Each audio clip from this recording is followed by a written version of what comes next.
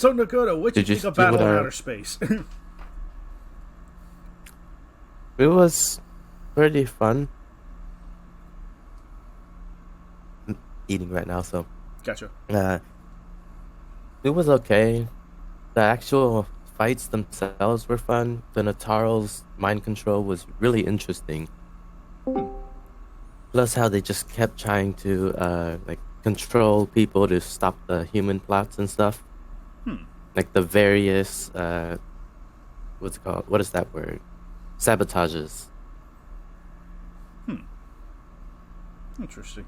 I know I watched Battle in So Outer... so that Oh, so I God. can't use the absolute zero cannon to do gravity. Not Kiru's Absolute Zero Cannon to do zero What about gravity. the Gotengos? Not the Gotengos either. Just keep it to the Ah, Natarals. dang. So yeah, Nataral is the Nataral's Absolute Zero is sadly based on outdated, outdated understanding of atoms and science. They got alien absolute zero. Yes, that is the. You know what? That's the best way to do it. It's Alien Absolute Zero. It's exclusive to them.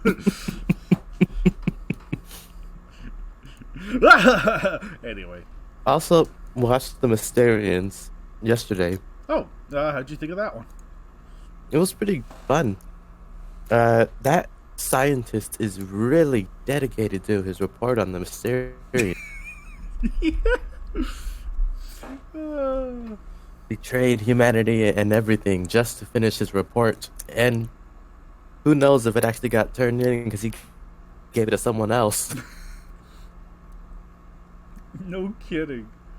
Oh my gosh, no kidding. Like, That's a really funny way to ex- look at that. speculating this whole entire planet exists. Then proof comes around and you just decide, oh, they're here. Might as well just go right to them and do my research report while part of them. Then I watch the other two later. Sweet, nice. I mean, sounds like you're having a good time. hmm So, are Plus, it you? gives me more information on the aliens. Yeah, totally. I think War in Space probably has the best set of aliens of the old like '60s, of the like golden age of Toho. Well, no, golden age is '60s. War in Space is '70s. And the old school branch, pre '80s. I think they're hmm the most, at least from a more visual standpoint, they're the most fun. They're the ones I tend to remember the most. Uh, so, hmm but that's One more oh yeah. thing is that, what was it?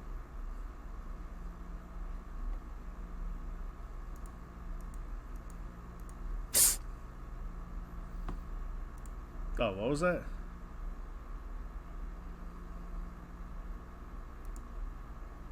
The Nagoda? What'd you say? Hello? Hello? Oh, Okay, there you. You're alive. oh, yeah. Okay, I just said, I just realized how many old Godzilla movies use music from Battle in Outer Space. Oh yeah. You'd be surprised. Ooh.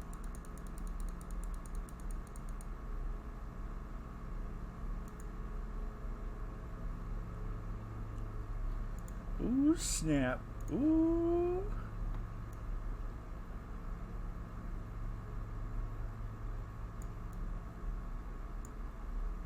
It's just the usual glitching. It's the Kaiju X disease, don't you know? Yeah. It started with him glitching on everyone else. Now we're all glitching on him. I guess so. Technically, it has started. I've been recording for like the last 10 minutes, so you know we're fine. Uh, Damn. Wow. so, all right. I mean, I guess now that we've informally started, we'll just get formally started. So what the heck? Hello everyone, and welcome to this month's KWCC. I am your host Kaiju X, and with me today we have Alex, also known as John Wayne, Nagoda, and a newcomer to not only the podcast but the KWC Discord in general. Unfortunately, I think there are technical reasons why he cannot speak currently, so he'll just have to do the Birdman method, where we just translate for him. GVR, Matthew, welcome. You're welcome.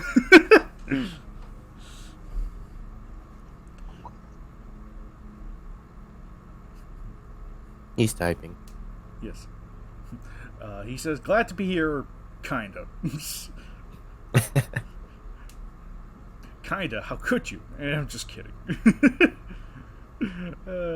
Now you, unlike the past, you usually get to watch the videos and just listen to them whenever. Now you get to experience it live. It's horrible. Well, not these. The reads are horrible.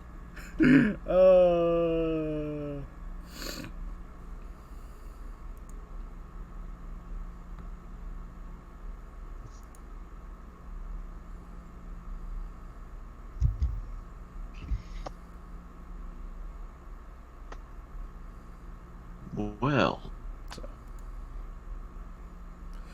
So anyway.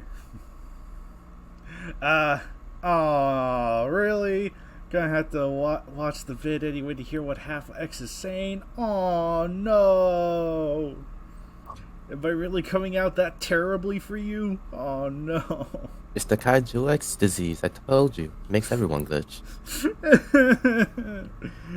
I weep. Anyway. Darn it. That's a bummer. Yeah. Okay. Well, anyway. Is there anyone else that's going to be joining us? Probably wait like 5 extra minutes, see where we go. So wait, which ones are we going over today? Shoot. I think it was just 288 and 290, and then the 2 KWCEs. I mean, sure, I could have just waited, you know. I could have just waited. I like how you skip over 289. Oh, shoot. How'd I forget 289? I shouldn't have forgotten 289. I can't count. I can't count apparently. 288, 289, 290. Yeah, there we go. I was about to say, I thought we had 5 matches to go over. The 3 KWCs and the 2 KWCEs. Oh, good grief. Apparently, I'm probably going to be sent to the pokey at this rate. Where bad hombres belong. Yeah, that's right. Because I think, we went over, whatchamacallit, Lord Gilgar versus Zilla last time. I do. Yeah, I'm checking right now. That's the last one we did. Yeah, that was like one of the last ones we did. So, yeah, we get to kick it off strong with, okay, hang on.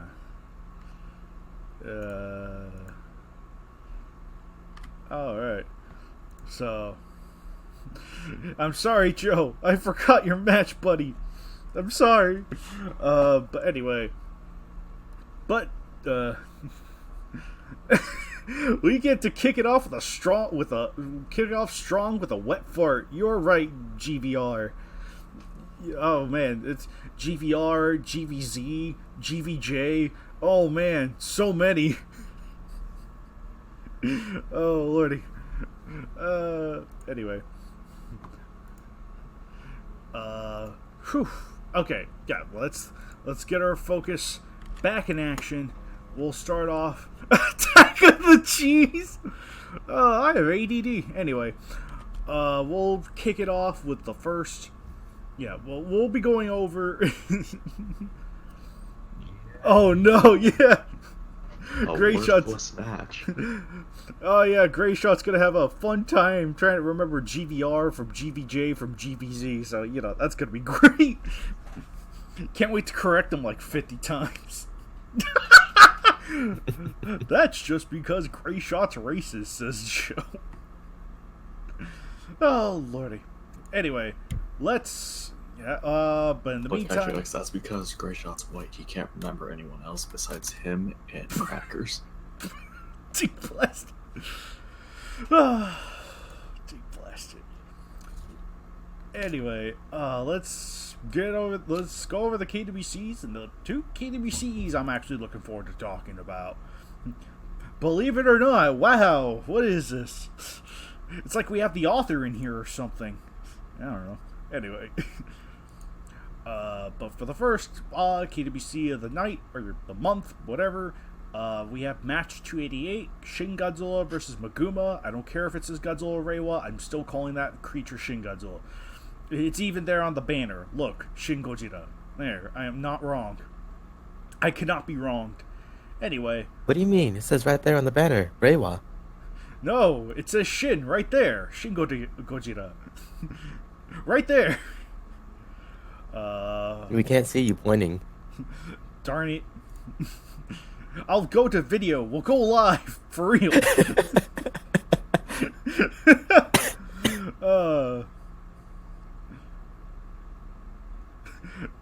X, it's an audio medium. Oh, hey, Gray Shot, how's it going? Greetings, yes. We have a new guy, GVR. You recognize him? Godzilla versus Rayquaza? Yes. Haha. So, yes. He can't speak. He doesn't have a mic, unfortunately. Yeah, for now. So he'll just have to do the Birdman method of communicating. So. I'll accept this. I'll accept this limitation. Not speaking, though. Just Birdmanning it. That's great. I can't wait for you to get a mic, buddy. Anyway. Anyway, yeah, we just, I literally just got the introductions of Godzilla Reiwa versus Maguma. I didn't even start talking about it yet. Just the fact that it's we're talking about Shin Godzilla versus Maguma, and I went on a slight tangent about, I don't care if it's Reiwa or Shin, I still call it Shin. Anyway. Oof. Nevertheless, though, yeah, match 288 is strangely, I strangely have very little to say about it. It's, on the more technical level, it's competent enough. It's obvious. I mean, it's not too, there's not really too much going on. It's if you're familiar with the author, you kind of know what trick he has up his sleeve. But it's the only trick he has in this part. Well, he has two tricks. There is the winner, and there is the ending. Those are the only two tricks he has up the sleeve, and only one of those probably prevents this one from sinking down into, the salt mine pit of despair that I think he probably wanted. It's you kind of got away with the whole shing, the shing, as I call it, with the end of it there. Spoilers. But that'll make sense later. I think what we have is just kind of don't get me wrong, not all KWCs need to be, super deep. Some of them could just be as basic as this. But even so, I think if you read it not knowing the author, it's perfectly fine. It's perfectly fine for what it is. But I also, yeah, it's not poorly written or nothing, but it's just, its tricks is something that's if you know the author, then yeah, it's just bleh. It's just kind of we've seen this trick before, you've done this before, you've shown your hat. It's more, I guess it's just kind of yeah, like I said, only if you're familiar with the author. He's done this before. It's frankly just more irritating than actually anything that's actually worth the salt mine trick he's trying to do or whatever. It's not really much. Surprisingly. It's weird. But I think, yeah, other than that, it's it's competent enough, but it's also just, it doesn't have a whole lot going for it aside from its ending. Its ending is probably unironically the best thing about the match, with Shin Godzilla's head kind of spiking off into something similar to the Thing. That's kind of neat. I actually really like that ending, but everything else is just, it does partly feel like a slight, I don't know, it just felt I think the way Shin, I'm not opposed to Maguma winning by Shin doing himself in. I don't think we've ever had that in a KWC before. And I think I feel mixed about it because I feel like it's just, let's just have this happen so Meguma can win, as opposed to understanding what makes Shin tick. Like, I think it would have been a lot better if Shin had ran out of energy because he had just revived himself and Meguma was able to take the win. I think that would have been more, like, wouldn't have been perfect, but it would have made sense. But here it feels like I think because I focus a lot more on the technical know-hows of how certain monsters function and work, it's like it feels like a case of that shouldn't have happened at all. And I was very... Yeah, I think I passed it off to you, Grayshaw, because I wanted to go over the ending, like the ending bit, and then some of the other elements, and you were like, oh, no, it's fine. I was like, okay, whatever, friggin', Oh, in regard... Well, yeah, so I guess I'll just give my brief thoughts on the match real quick, but... honestly, I think Josh is a really good writer. No, I understand people criticize him, but I honestly like his writing style. Honestly. I honestly do. Honestly, it's kind of nice. Because honestly, compared to a lot of writers that we get, I look at it and they're just like... I look at these writers and I'm just like, guys, no. Like, I usually have to, like, go over it, edit it. Like, even when it comes to older matches of certain writers that I know are good now, it's like, you might need to go over this again. But with his, usually they're always competent stuff. It's always either, like, just solid or pretty good. And this one I actually liked a lot. It very much follows that the Destroyer versus Gamora route, where it takes place right after the movie, and by throwing in a random monster. And yeah, it doesn't really have a story or anything to it. I mean, minus what's like mentioned in the movie, which is if he returns and hit the hit the nuke button. But regardless, I honestly I like the match a lot. The interesting thing about it was seeing Meguma learn all of Godzilla's abilities, like going through all the motions. Nothing's repeated, everything is used at least once, which is nice. You get to see all the abilities without anything feeling stale. And how he's used at the end, I will admit, could have used a little bit more build-up. Because for me, Shin Godzilla is the dumbest monster in the KWC. In regards to intelligence, not because of not in regards to like the actual like monster itself. For me, I want to say that I'm pretty sure Varen's pretty dumb as well. Yeah, Varen's actually a lot dumber. He's a lot dumber. I'd put them up both at the same point, honestly. Honestly.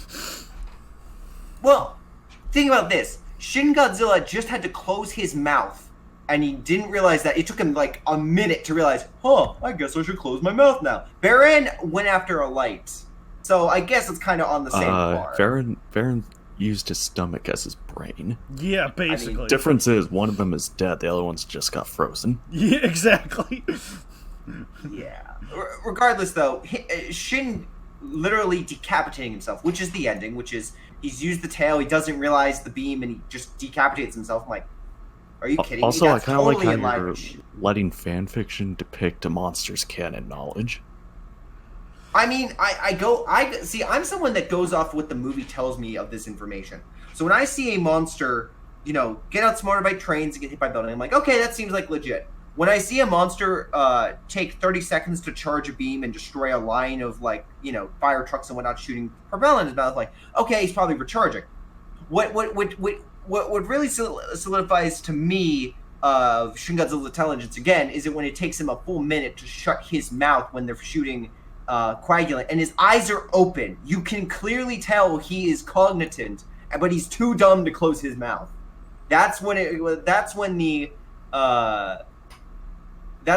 like, he's CGI, but he doesn't move. It's very much like the anti-suits, whereas if you had someone in a suit doing that, it wouldn't have worked. Or maybe it would have. Maybe it would have propelled it better. I don't know, but it's just a very poorly executed scene that just kind of is the catalyst of Shin Godzilla's intelligence for me. Even though he has all these cool abilities, he's dumb. He couldn't close his mouth. So for this, him cutting off his own head, oh my god, that's in line with his own canon. I wouldn't be surprised if he fell in a hole, like in like the Showa Godzilla style. Like he just falls into a hole. I could totally see him doing that. I could see him like walking into a building and a building falling on top of him. He's very much the very powerful brute of the KWC in my eyes. Hey champ. Let's simmer down, buddy. Oh, sorry. I know you want the ice I've gone on a cream. tangent. Again, think he's a lot of cool okay, abilities. Not a fan. Shin Godzilla can't hurt you anymore. It's okay. You hate him. But him dying in this, I Champ, thought was very champ. cool. Him dying in this, I thought was very well executed. You don't really need a lot of like. I think if there would have been a few extra details, I think it would have been better. But like some Chekhov's gun of like him using the tail previously and then him using it again and killing, like hurting it, like him hurting himself beforehand and then hurting himself after. I think that would have been a good setup. But it's okay. It's okay. We'll get you some chalky milk and a chocolate chip cookie for you. Oh, and I'm also doing this as a favor for Bacon. Shin versus Maguma's. Oh, what's that? Oh sorry gosh! about that. Server muted. Hang on a second. Who has the power now? But no, All right, regardless. Okay, so Grisha was being a bitch, but regardless, I'm gonna do a favor for Bacon. I would make note that this match is for the most part solid. The ending is, I think it's actually better and more creative than him just freezing. Though that was my first recommendation to him. He was asking how should he end this fight, and I was like, have him freeze on ice, and Maguma takes him into the water. But he did not do that. Alright, I'm doing this as a favor for Bacon since apparently Greyshot decided to deafen and mute me. Shin versus Maguma's cringe. He's speaking on behalf of Bacon, who could not be here right now. So, Yeah, because I'm helping a homie out. so yeah, off-screen character development right there. Anyway, but I honestly think that's why. Again, honestly. That's why I think that this match didn't get that much salt. We usually, in regards to Facebook posts, you see Legendary Godzilla getting trashed, but no one really batted an eye when he lost to Maguba. Right. Well, no, it's not only that. It's because people know MM's crap. No one's really complaining about it. We're just all sick and tired of it. Well, there is that. But GVR also has an excellent point, and I'll read his comment that he's mentioned in Discord. Shin stands don't care if Shin Godzilla loses. They care when you imply Anno isn't a perfect auteur sent from the heavens. If you want salt from a match, go for Legendary Godzilla, which is absolutely correct. I mean, like, yeah, he's kind of right about that. If you really wanted to go salt, Legendary Godzilla, he's the hot Godzilla right now. Yeah. So, but anyway, GVR had also made mention of he's literally having coagulant pumped into his bloodstream. His blood is freezing inside his body. Sorry if the monster that's a few days old can't think straight as his body shuts down. And I agree. I wholly agree. And I'm gonna have to argue that Shin Godzilla isn't stupid. Like I said, he's literally maybe, well, you know, he's technically 60-something years old, but Oh, I'm sorry. Well, he only recently started mutating, and he has no idea what he's doing. Like, I think him not closing his mouth or realizing that the thing going into his body is a threat. Like, okay, when he registered that the bombs were a threat, guess what? He developed a countermeasure. It took him a while to figure out, oh, hey, the thing that's the coagulant that's pumping into me, that's a threat. So when he shot it the first time, it's like, okay, yeah, he took care of that. But when he got hit by the trains the second time, guess what? He started freezing. He was stiffening. If you look at the movie as the way it's presented, everything after the first pump, the coagulant was starting to affect him. So, yeah, he was like, oh, frick. And then, you know, he collapsed, and then he's like, yes, I'm hitting my desk. I would also like to say that I think hold on. Let Alex speak. Yeah, great shot. Yeah, I can't imagine you interrupting as I'm talking. That would be so rude. Yeah, I at least apologized like a good gentleman. Okay, I was saying that. Further note, along with us, the audience, and the characters, and even to itself, Shin is largely an unknown. No one truly knows what it is. Mm-hmm. Yeah, and the fact that Shin seems confused by its new powers, saying that you can't really fully judge its intelligence aside from the few moments we've seen in the movie. Mm-hmm. Agreed. Yeah, so the point is, like, Shin is... But isn't that how we have to base every monster, is off their brief appearance in the films?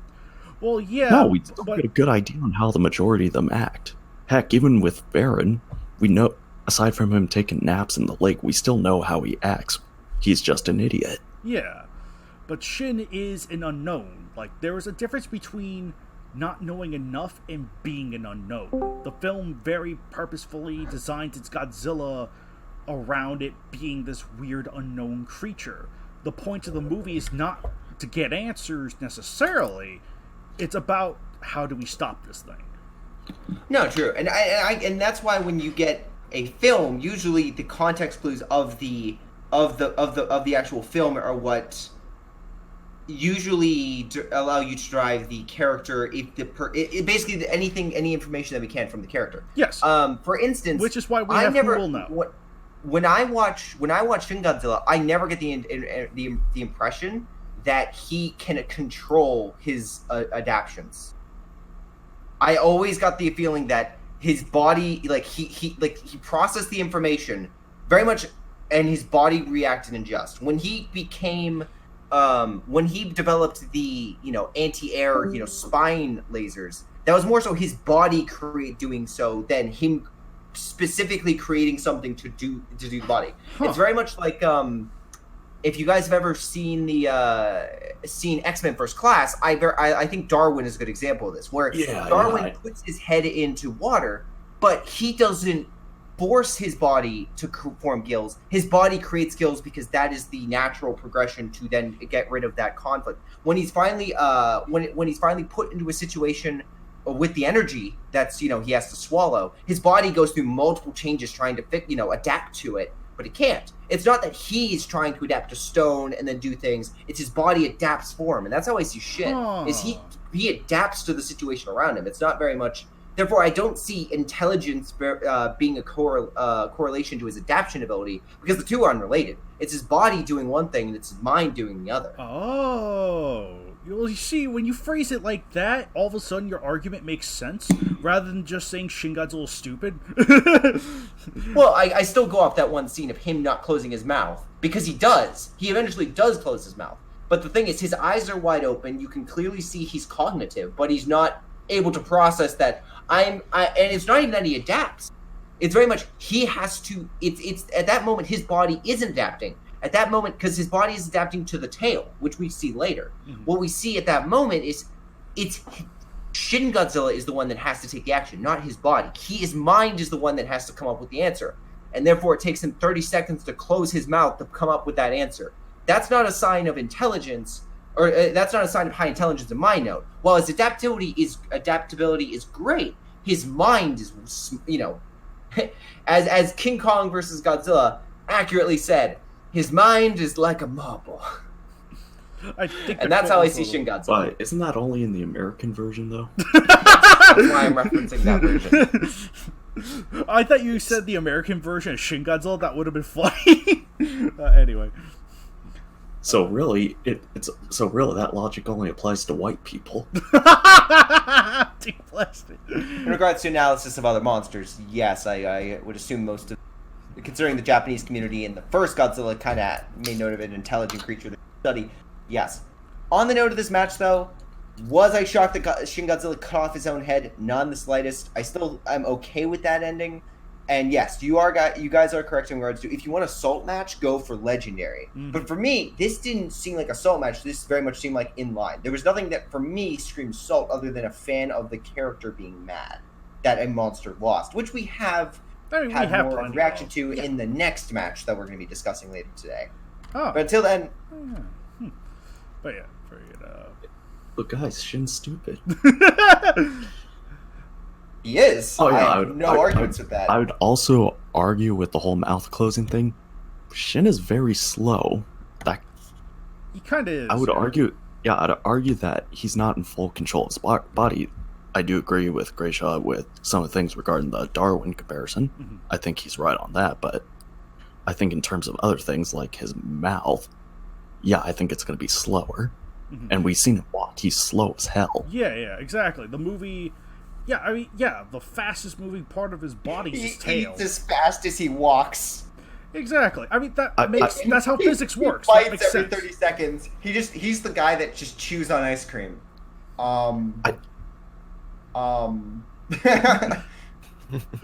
Yeah, actually, I think I'd almost say his body, like, kind of like subconsciously, kind of like prioritizes what goes faster in a sense, like the environmental adaptation, compared to him actually moving.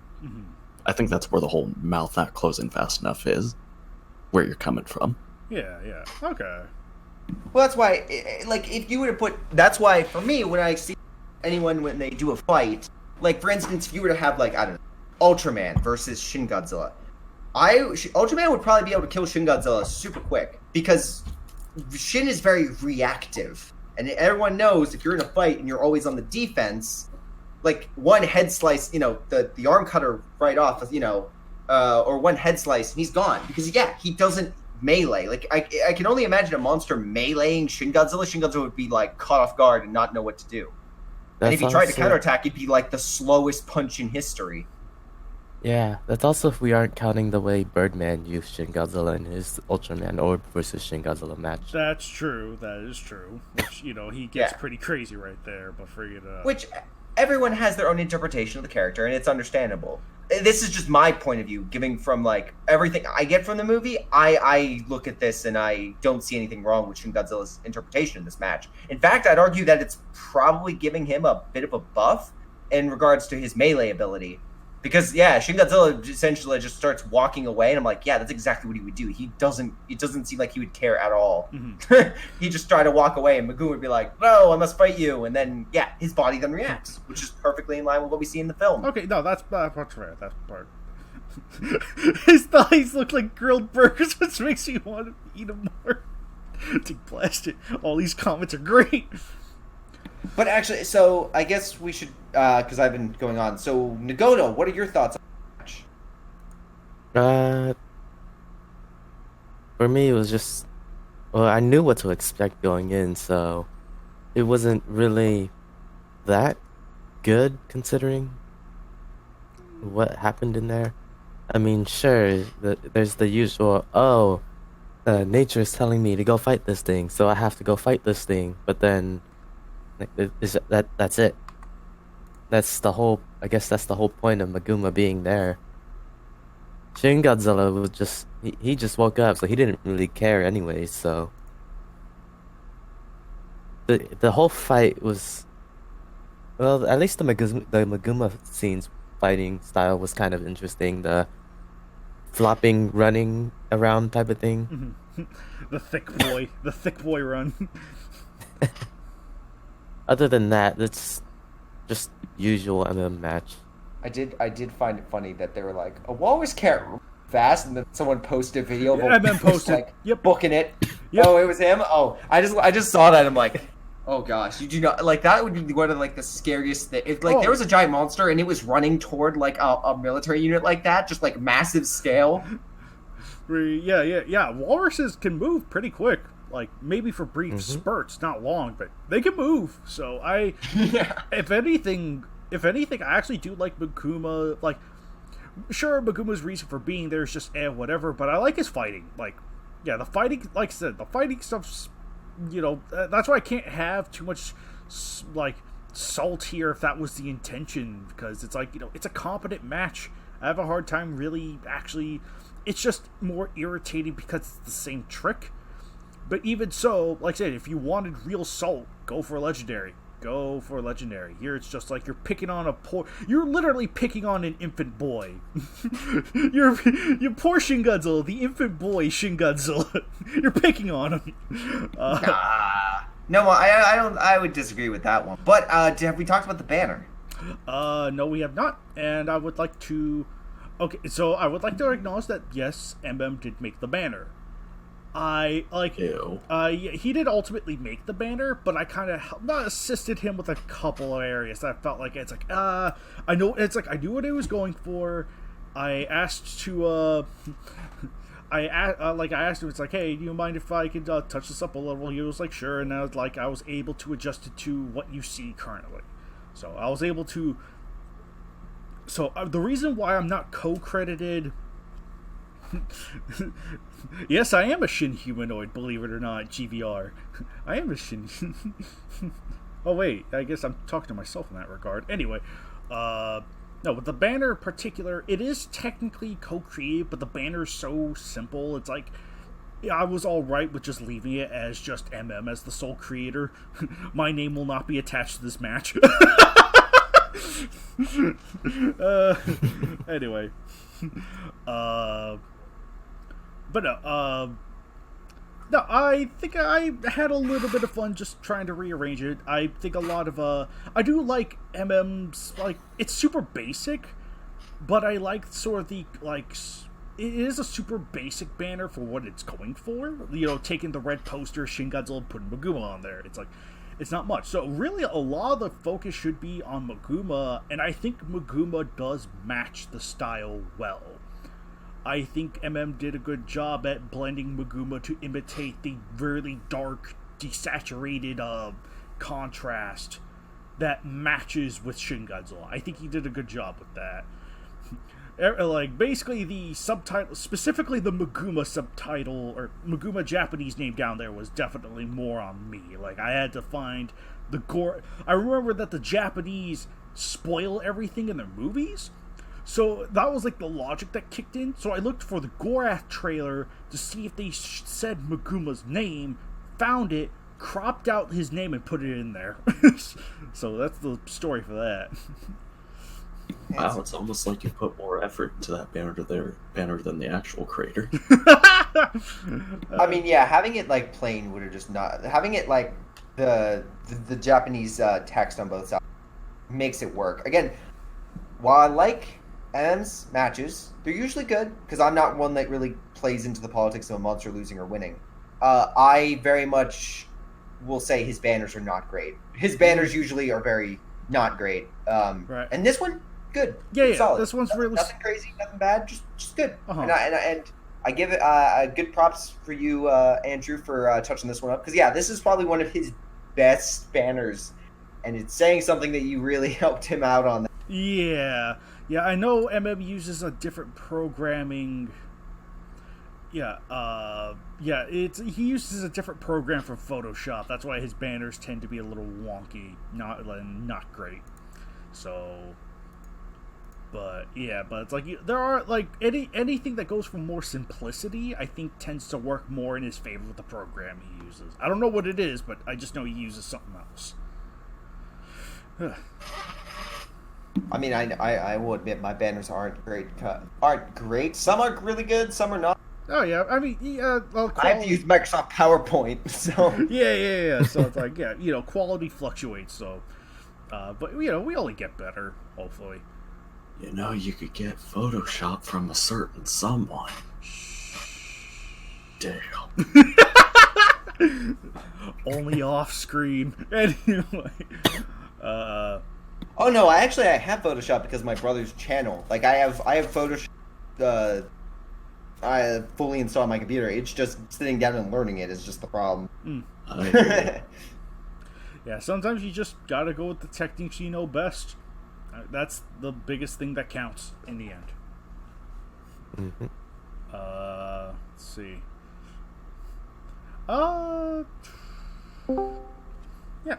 GVR, what'd you like? If you posted a comment how you thought of the match, then I apologize if we accidentally skipped it over. But how'd you think of the match and or banner? Birdman's here too.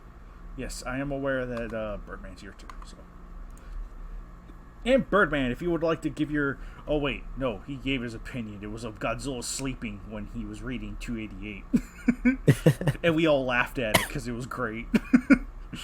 And it's true. So, and Fat Bacon Unicorn returns to say it's cringe. Alex got you there, buddy. Alex got you there.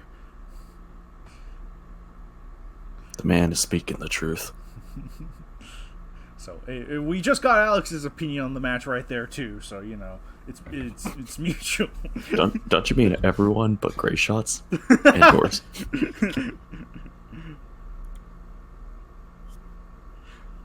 Oh yeah, Joe. Yeah, he basically posted a GIF of which sounds about right.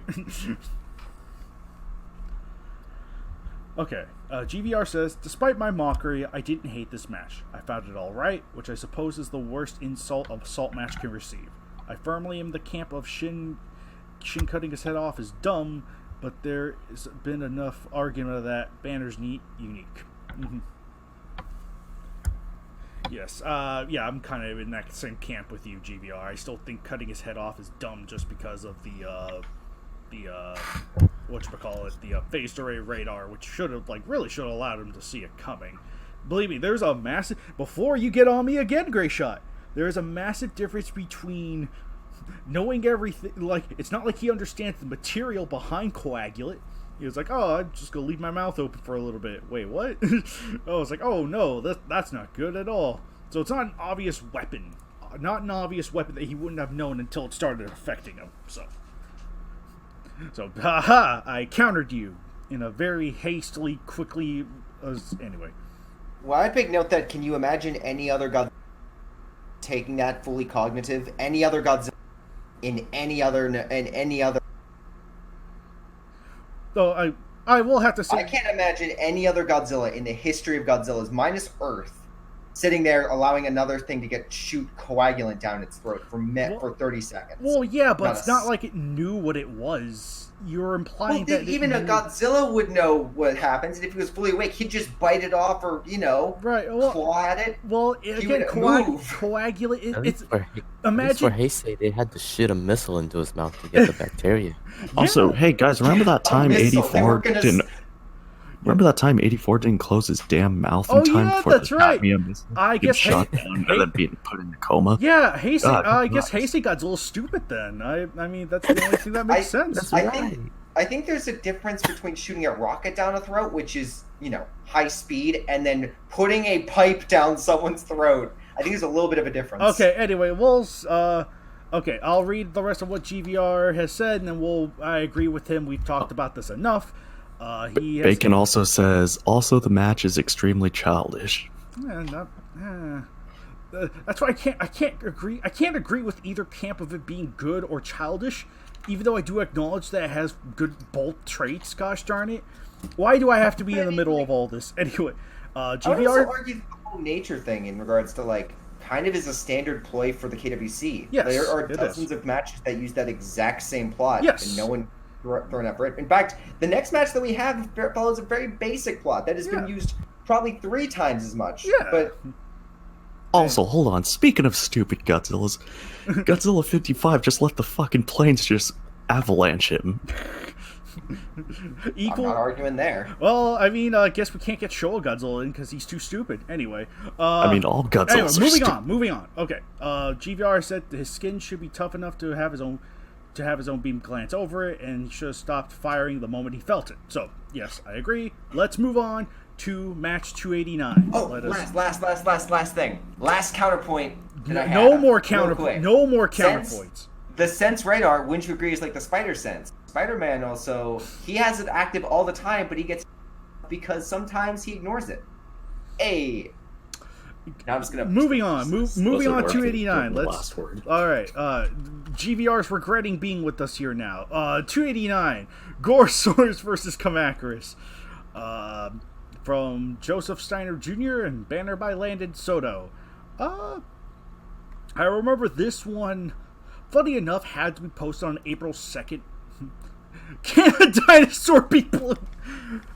Can he be green? Anyway, no, this one had to be pushed back to April 2nd because it was originally supposed to come out the 31st, but the problem is that in some parts of the world it's April 1st. So it was best to wait until April 2nd for it to be posted. So it didn't follow our usual 10-day rule thing, but, just be like that sometimes. And I think, and as Grayshot probably had acknowledged earlier, this is a fundamentally basic match. A fun little basic match that I think just utilizes the 2 monsters that we have really nicely. I like the combat between Gorosaurus and Kamacuras.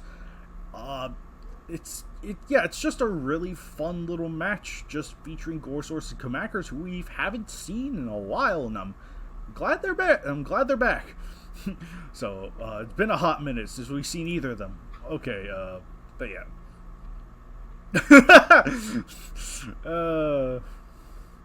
Dig blast it. No, he's green. Gorosaurus is green. To be fair, I always saw Gorosaurus as green. So, but I'm pretty sure I debunked this by saying he's pink. Oh yeah, that's right. I think you did that one picture. Also, I like how people thought it was more important to debate Gorosaurus' color instead of talk about the actual match. Yeah, that's people's reactions in a nutshell. Oh, the match is fine. Gorosaurus' color, though. No, they didn't even say anything about the match being fine. They just went straight to the color.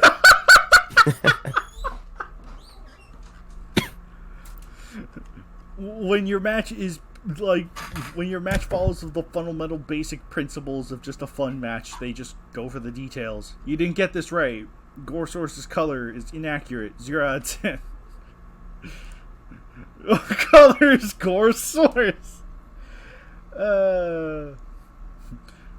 And now everyone is saying that there should have been mantis sex. That makes sense in context. Well, I mean, that is a valid criticism. So, I guess I'll just jump in with my thoughts on the match. So yes, 289. I honestly like this match. Honestly. Man, that honestly... My lexicon, deal with it. No. Yes. So, yeah, Gorosaurus vs. Kamacuras. I did enjoy this, and I do enjoy how other people lament about being interrupted, but then interrupt others. Just great. So I honestly thought this was pretty good. It was pretty good. I don't think it's very memorable. That is the one problem with this match, is it's very basic. It doesn't do a lot. It has a nice little moment between the two, but between the two Kamacurases, and Gorosaurus does put up a good fight, but it doesn't distinguish itself that much. Honestly, I like the banner a bit more. I thought Landon did a really good job with this, especially with the camouflaged Kamacuras.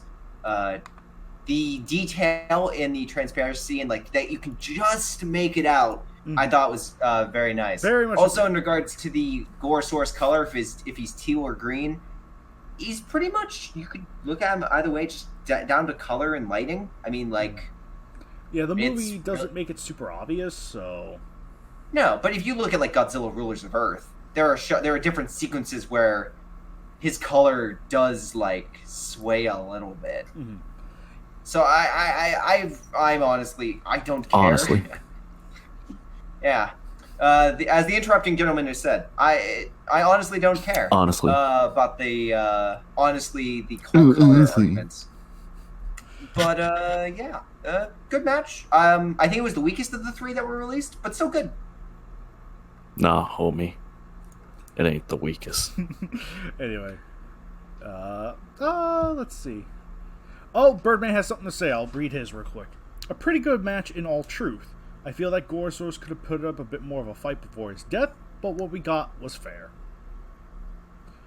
Wow, it's like someone actually respected both combatants.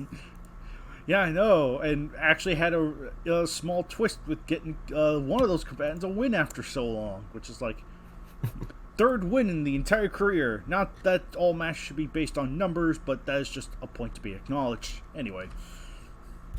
But yeah, really good match. It was one that I remember reading a long time ago and still holds up pretty strongly. It in a sense, yeah, it's a little basic, but occasionally that's fine. It's just a nice little fun fight. So, alright, let's see. While GVR types his comments, or either that to post more honestly images in the banner, or in the KWC Discord, which I am loving. I am absolutely loving every time Greyshot says honestly, just, there it is. I'm loving it. But in the meantime, as GVR posts his comments, Nagoda, what'd you think of it? The match was actually pretty fun. I like how Gorosaurus was actually going around looking for food, and then he found it. He finally found it after all this time. His favorite food, Kamacuras. Yeah, wasn't that like a thing in the previous match? Like, yeah, that was a thing in Monster X vs. Gorosaurus. You know, where he was digging trenches. Oh, okay. That's right. Mm-hmm. And then, really like how the Kamakuras are working together to take down a bigger food source, prey. Mm-hmm. As for the banner looks pretty good. I like that disguised Kamakuras over there. The one in the front, I think I've used these two. These are probably the few images of Kamakuras we have. Of this particular version, yes, that's Mm-hmm. This is the only one version we have, you mean? Mm-hmm. Plus that Gorosaurus looks nice in there. Mm-hmm. It all fits in nicely. Yeah. I'd also like to compliment the banner real quick. Like, these are really good quality images of the characters involved. Like, yeah, the Kamakuras that's blended in, I think it's like, we've seen that one, but it's a nice... the transparency makes it look really nice, just blends in really good. I like the one from the one to the left. That's a really good quality image right there that I'd like to know where Ditto got that from. That's just a really, really good looking one. In the meantime, GVR has also commented, Gorosaurus vs. Kamakuras was a very fun match, solid throughout. Very good example of how to do Monster A shows up, Monster B shows up, now they're fighting type of match. Nice to see Kamakuras treated as a threat, loved the kill. Solid banner. So, very much, yeah, just, yeah. Wait, hold up. Did we ever go over the Facebook comments for the other one? I wouldn't worry about it. Yeah. We mentioned them, but actually, I think in regards to the Facebook comments, there was a lot more salt with this match. There kind of was, yes. But let's not talk about Facebook comments. That'll be for the committee reads version when we get to that. Yeah, good old white people. It'll give us a couple years to, yeah.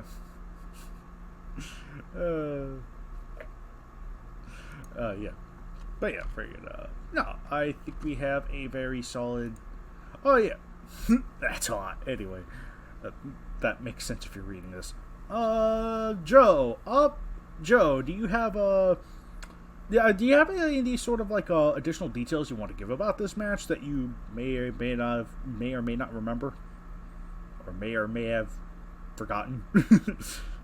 I guess it's hard to recall something if you've forgotten it, but whatever.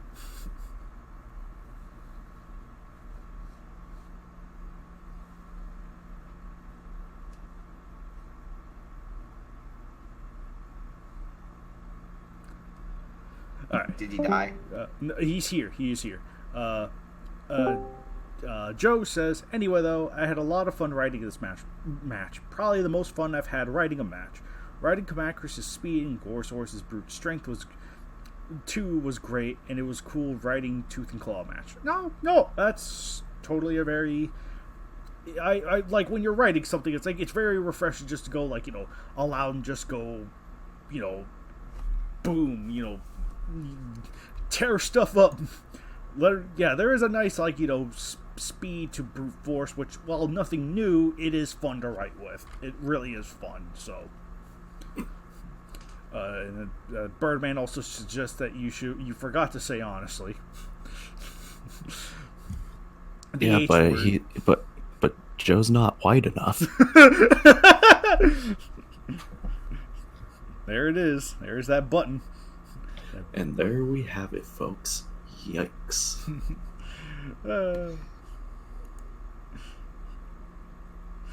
Let's see. It looks like Joe's still typing stuff, so I think he has a little more to say before we carry on to, I think, what's probably going to be the highlight of the podcast. But originally, the motivation for having Kamakuras win was just for salt, but then I realized the potential for a predator becomes prey plot. No, that's the old switcheroo. Like, it's perfectly fine. I think, like, that is also another one that's kind of like, done. That's like the prey becomes the predator of the situation, but it's totally fine here. Like, the characters were treated with respect, and even when they lose, it's like, so long as the respect is given to the loser, you're good. That is the important part. Nevertheless, do we have any additional comments concerning 289? aka the match I completely forgot about when referencing the KWCs that we were going to go over. I will say it is a sad thing to note that finds another main, just horribly dies. Just they just went to Paris and they went for their honeymoon, the new honeymoon. Just... Gray Shot, I can't hear you over your disappearing. Oh, you couldn't hear me? For a little bit, no. Oh, well, all that I said was it's a shame how it's a shame that that the Macros finds a new goes dies from Godzilla Legendary. Oh, fair enough. It's the sad sequel to this match. That's funny. Gray Shot's fighting into the retirement zone. Dig it, Birdman. Dang. Your time is up. It's my turn to rule eternally. Anyway, the revolution is now. We'll have to replace him with Alex. All according to plan. All according to Keikaku. No. I'm just like Palpatine from Episode 9. You two are like Snoke. Gamers rise up. Yeah, you guys are Snoke clones in that test tube. Anyway, Joe also makes the note of, also my match is progressive. I'm the first to use a female Chronicles. Really? I thought there was one. No. There was one. Remember? There was... Wasn't that... It had a degree in killing Jet Jaguar. Yeah, Mary Sue Chronicles. I think that one was female. Hang on. Hang on. I'm sorry if you hear, the sound of gosh, shall she... Okay, no, that...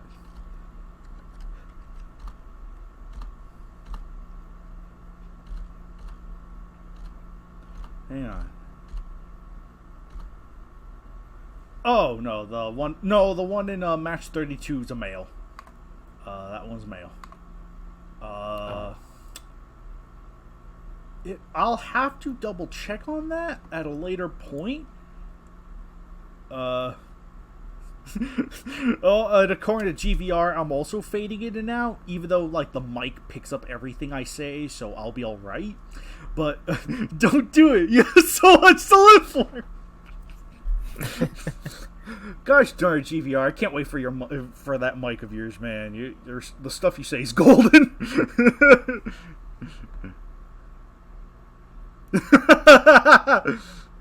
Way to scare a man like that, countries. Anyway, but I think, is there anything else to say about 289 before we move on, or do we think we've said what we need to say? Did we ever decide on a color?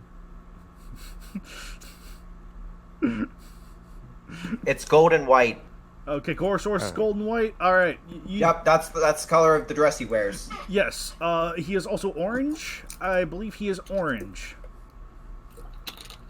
I'm pretty sure I debunked this by saying he was pink. No, that's right. He is pink. What Alex says is true.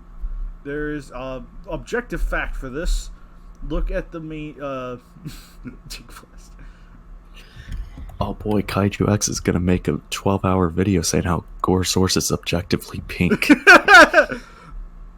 No, that'll be the KWC forum community that'll make a 12-hour video on that. My counter. And he's also gonna make a 24 objective hour video saying how analyzing my one post of saying Virus is a bad movie. That'll be coming soon to a YouTube near you. Anyway, I think that about covers 289. Oh boy, are we ready for match 290? And I'm the only one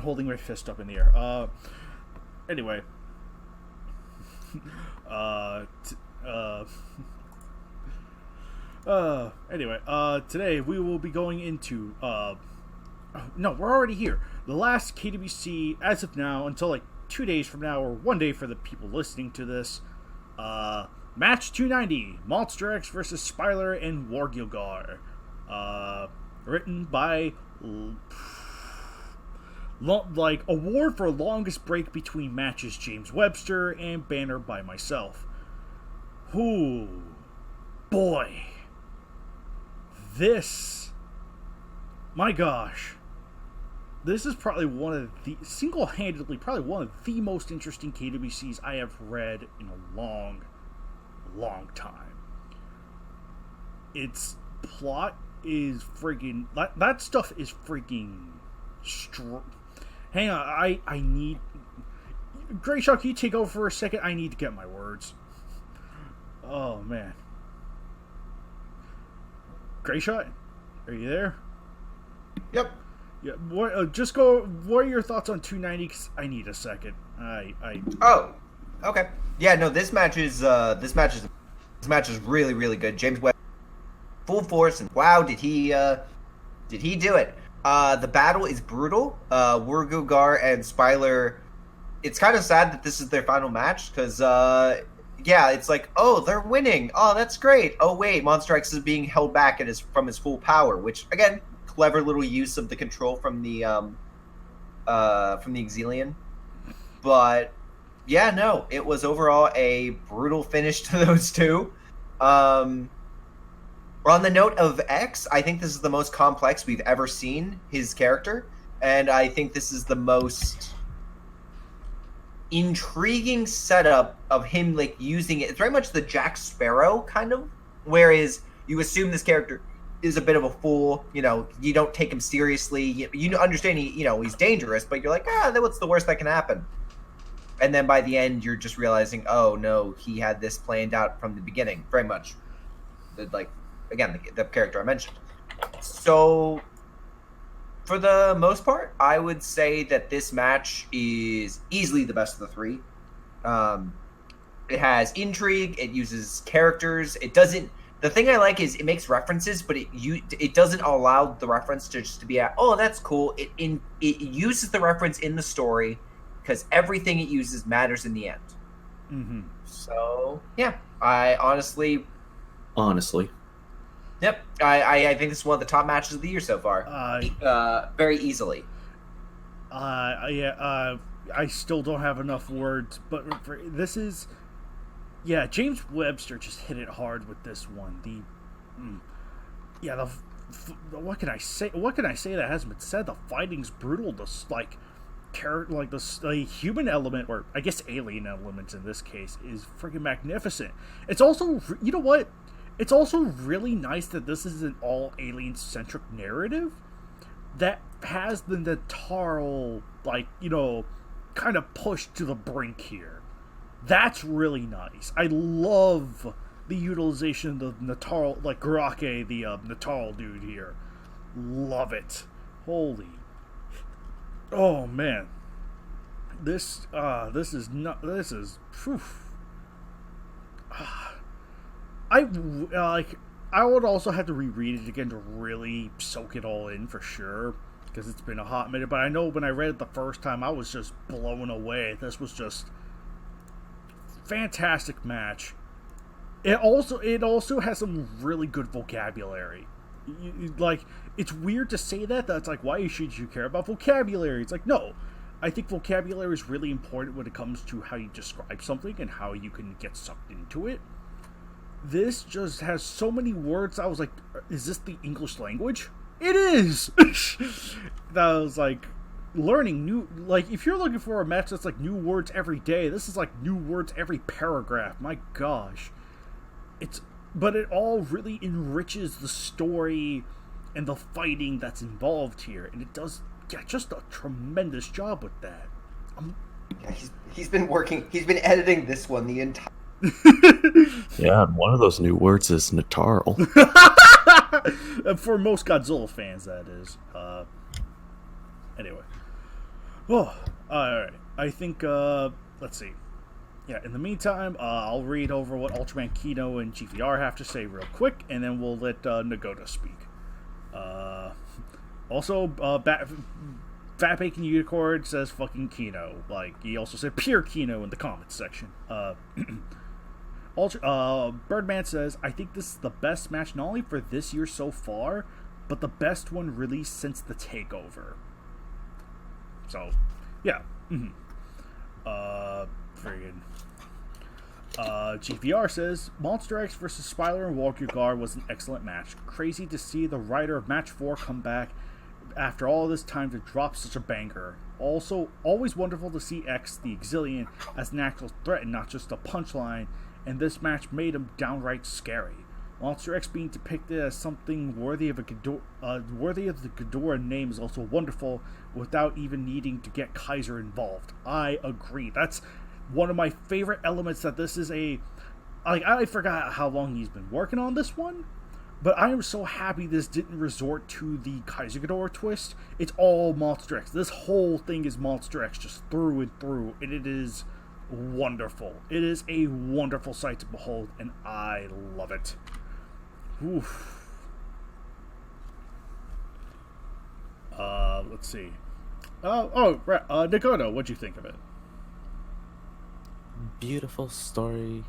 A nice retirement match as well. And another thing is, what was I gonna say? Oh yeah, finally another alien other than generic Exilians and Kilax and other things. We finally get some other aliens, the Nataros. Plus, since I just recently watched Battle in Outer Space, I actually know what they look like now, so it's a lot better, in my opinion.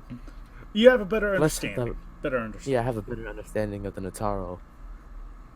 Another thing is that I really like how, instead of just this guy is just weak now, like how people usually do it, like, oh no, they're just weak now. This is actually explained. Oh, we're just holding him back for once to see what he can do with less power.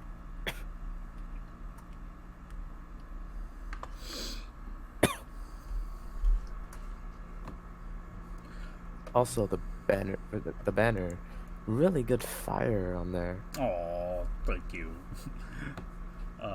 Which fire? Oh, there's a lot of fire.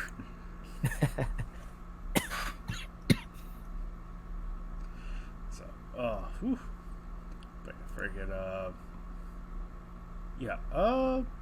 Friggin', well, I find it a bit of a,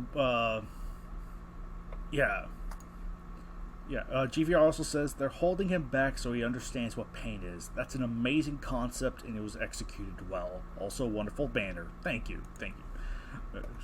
I'll take all the praises right now. But yeah. Yeah, that's right. Very good. Yeah, it is. Yeah, it is. I cannot wait to reread this one again, whether it be on my own time or for the committee reads. I cannot wait to get to this one. That's all I have to say. Damn. But yeah, this is going to be. This is going to be one heck of a match. I also remember, I think another reason why it took so long is because I remember after reading it, I wanted Grayshot to get Jackson to make a banner for it, but I don't think he ever got back with you on that. Because I always felt like this was the Jackson-worthy banner, but then I was like, as the days started approaching, it was like, oh, we have one more match. Also, another fun fact, Grayshot wanted to post this match at like 285. I was like, no. We got one more Gilgore match on the side. We'll post that first, and then we'll post this, get them both out. Yeah. But two birds, one stone. Yeah, exactly. But no, you're that. And Jackson never responded. I messaged Jackson. He has not responded in months. So I hope him the best. Hope everything's okay. All right. Especially with everything going down. Agreed. Yeah. But no, I actually have to agree with your note in regards to, like, for this match, it makes Monster X a threat, which I think people have laughed off. I think after too many MM matches, because Monster X for me is one of the toughest monsters in the KWC. Not on a beam spam level, or maybe even like a tooth and claw level, but on a durability side and just like a brutality kind of side. Like when it comes to like his fighting style, He's a monster that will get up and close and personal and wail on you until you are done. Like, that's the kind of monster I kind of see Monster X being like, yeah, he's skilled, yeah, he's and he's powerful. I mean, he went toe-to-toe with the strongest, quote-unquote, the Godzilla that was, like, one-shotting every monster, and then he fought Monster X. For me, that's, like, a signifying of Monster X is actually something significant. Mm-hmm. So, yeah, him being, like, kind of held back so he can understand what, you know, the pain and, like, understand that kind of feeling, and then being let loose was just, ooh, yeah, really good. Definitely have to agree with that one. But, yeah, I wish we could have maybe gotten that or seen, like, that used in a banner by Jackson, but sadly it was not the case. It was not to be. Right. So, that's what probably took so long. Oh, yeah, Alex, what'd you think of the match? I completely forgot you haven't given me your thoughts on it yet. Just like that, I'm not going to give you my thoughts. Dig blasted! But no, yeah, the match was really good. It almost kind of like felt like the flow of a movie. Well, not only that, but the banner looks like a damn poster for an actual one, which, god damn, that looks really good. Oh, shit. And heck, I think that's the best I've ever seen Spyler. He actually looks like a threat. And yeah, see what happens when you could actually write Monster X as an actual character instead of writing him as a punching bag? Mm-hmm. That's far more entertaining than just getting your jollies off going, hee, I hate Monster X. Instead of, writing him as an actual character. Goes so much far when you actually treat a character with respect. Mm-hmm. Yeah, I still argue that, like, I think Gore Source vs. Monster X was it was still, like, a good match. I think that one, okay, Monster X, it was kind of shot, but Gore Source pulled out the win. I think Gabba vs. Monster X is what really, like, took it way too far. Yeah. Especially, it's put, like, a cloud over the character, especially in the KWC for a while now. Mm-hmm. So, yeah, I hope this match helps generate some goodwill. Especially when there's some story progression with that character. Monster X overpowered Spyler and War Gilgar so much he retired them both. Yes. And also having to be restrained for a good portion of it. Yeah. But no, this is definitely one of the best ones, and unless there's anything coming up with the next remaining matches of this year, I think it's the best banner. We'll see. Only time will tell. Once the KWC awards come up, then we'll be able to determine who is the best match and best banner. You know what, Kaiju X? I'm going to say a criticism about you. Fair enough. Do not sell yourself short, man. It's called humility. No. Take some damn pride. Oh yeah, 10 matches till 300. You are totally right. Is it really? Yes. Wow. 3 matches until match 300. This is insane. Like, technically 3 months away. Technically, as long as we keep abiding to the schedule that we have, that's 3 months away. So, yeah, yeah, we got this. Stares at one member of this podcast intently. Oh, great shot. I'm just kidding. We all know who's actually. I'm gonna say I'm too lazy. Until you take. Alex was writing 300, guys. It's canceled. No more. GVR says unless you take another year-long hiatus, that would suck. We get the match. Is that a threat? We get the match 299. It's just like, oh, okay, year-long hiatus. And 2 more people coming to replace Crayon X. I guess that's how it be when that day come. I guess. Shoot. Yeah, freaking just. Whew. But thanks for the praise, guys, with the banner. But I also have to give my praise to James Webster. You knocked it out of the park with this one, man. You. Holy moly. Man, this is definitely good to be. I'm partly ashamed that there aren't more comments here, but at the same time, I guess sometimes no news is good news. I hope. But I really do hope that this particular match serves as like one of the mainstays of KWC. Like you got your bagging trilogies, you got your other stuff, but I hope 290 becomes something of like a new, even if it is a retirement match, it is still a very strong match all around that I hope that people really like read and understand. Maybe even maybe it'll help them become a writer or something. I just hope it brings a lot more good. So 300 has a lot of competition. You are not wrong there, man. You are not wrong there.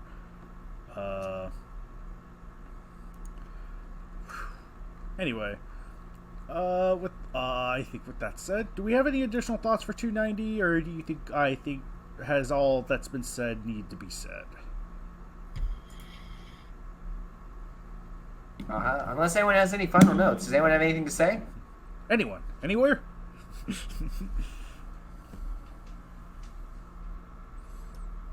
I guess not. Nope, it appears they're all dead. Okay, everyone died. Okay, the end. Except for the 3 silent ones. Oh, wait. Oh, never mind. I forgot what I was going to say. Anyway, we're going to migrate over to the KWCE now, because we got 2 of those to cover. And today we will be... Why do I keep saying to... Don't you pull that gun on me, mister.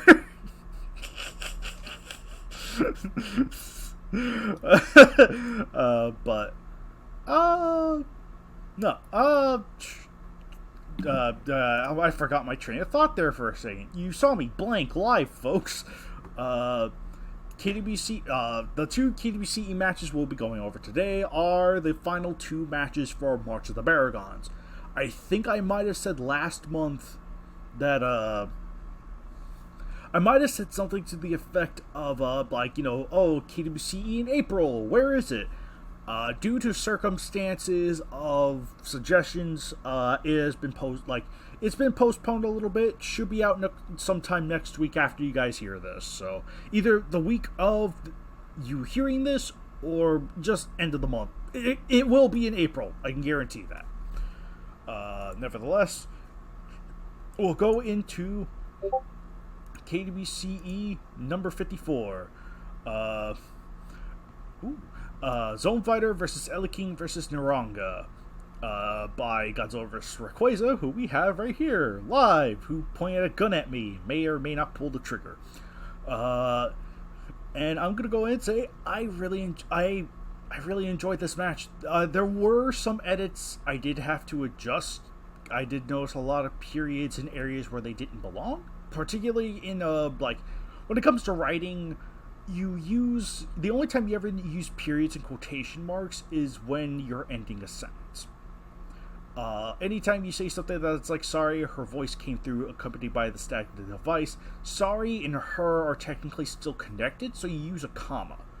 Unless it's at the end of a sentence, then it's like, just use. So I did notice a little bit of that, so I did make sure to go back through and touch it up. But nevertheless, that aside, though, this was a thoroughly, very enjoyable, fun little romp with Zone Fighter and, 2 Ultraman monsters that use electricity.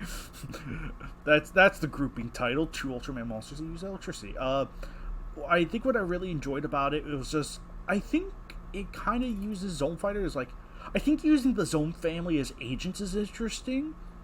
That's actually a really interesting concept I haven't really thought about. That's like, oh yeah, that would be interesting. That's they are, it's like a, they just serve the people, and, they help do stuff. They do their thing just a little differently. And that was a nice little change in pace there that I really enjoyed. I also like the interaction between, Ella King and, Naranga. Those 2 complement each other really well. Oof. Yeah, this was just an all-around really fun and enjoyable match. It put Zone Fighter through the ringer, and spoiler alert, he doesn't win. It ends with a draw between Eleking and Oranga. So it's like, yeah, this is definitely a very interesting and sort of different kind of match you would expect than one would expect. And I think it does a really good job with that. So somebody left. Oh, okay. Well, Ultraman Kino is also now pointing a gun at me. Okay, everyone's just, well, okay, you want to shoot me today. Anyway. But no, GVR, man, you actually did a really, aside from anything that I may have had to just touch up a little bit, you did a really, like, I forget how old this one was. I cannot remember to save my life. But figured, you did a really good job with it, man. Like, much like what Alex has said to me, don't be too hard on yourself. This is a really fun and enjoyable, strong entry in the March of the Baragons. So, I just really liked it. So, okay, after March of the Baragons was announced. Okay, that makes sense. So, anyone else here read KWCE number 54? Anyone here? Raise your hand. No, sorry, homie. Nagoto, did you read it?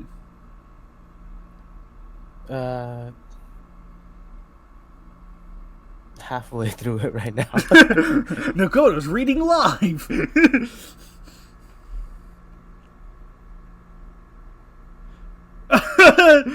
Oh yeah, jeez, yeah. Joe did. Of course, his mic's busted. Of course, his mic's blasted.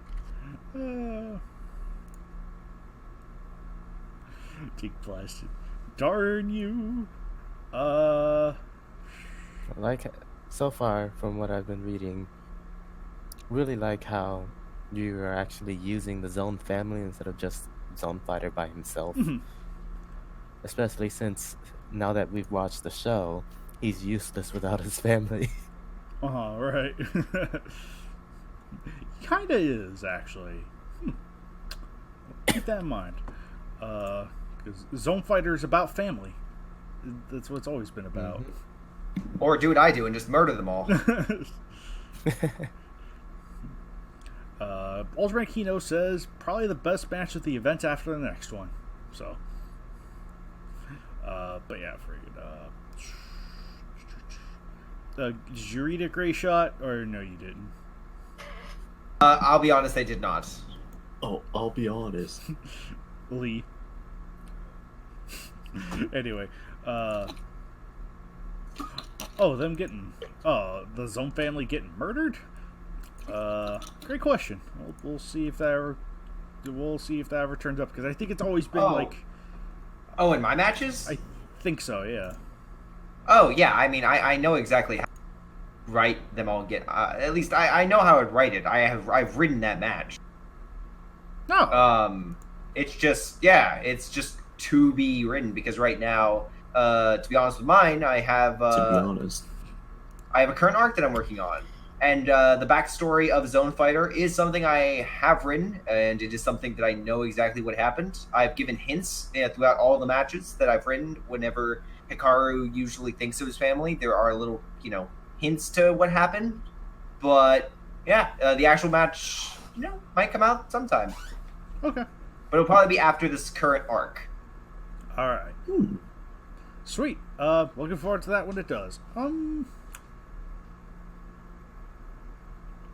Shoot, is there anyone else that would like to give their opinions on match 54 real quick? These KWCE ones, man. Or actually, GVR. Do you have any additional thoughts to give on match 54? How you feel about it, or any sort of influences or details or whatever? All right, he's typing. He's typing. Everyone, keep silent.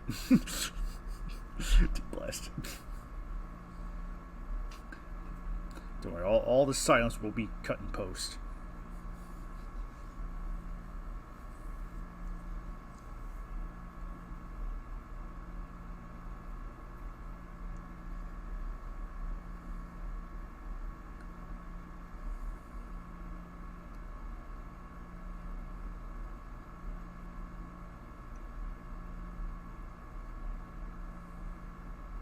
someone start humming something while we're waiting.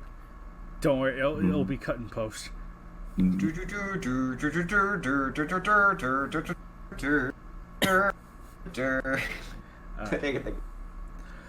Alright.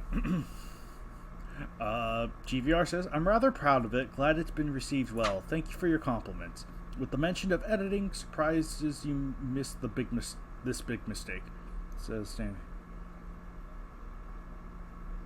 Oh gosh! Oh gosh! How'd I miss that? I thought I caught it, but then I missed it. Did I switch the names? No! No, somebody... Kaiju X, how dare you? I'm gonna go do something. I just want to make note, because of this one error, you actually... See ya for a while. Wait, what? Someone... I have to go do something real quick. I'll probably be back to talk about the next one, but okay. Just make me last for that one, alright? Gotcha. Alright, you're seeing it a little bit, man. Son. Oh gosh, I thought I caught that! No! No! No! Now I have to edit it live! Alright, but yeah, he also says, I chose Naranga because as soon as the eligible monsters were announced, I went to the Ultra Wiki and Naranga looked the most interesting. Also, the combo attack of Naranga and Eleking was actually the thing in whenever, also, the combo attack of Naranga and Eleking was an actual thing in whatever Ultra Monsters is. And that's what, and that's what fully convinced me to write it. You've given them nightmares now, GVR. I have nightmares now because I apparently completely missed... How did I miss that? No, that's not possible. Akira's was bright pink with Utaru's being a dark blue. That's not possible. Oh my gosh, it's right there! No! No! No! No! I must edit live so that way I can quell these nightmares forever. And that way I look like, I don't know, a liar? I forget what the term is.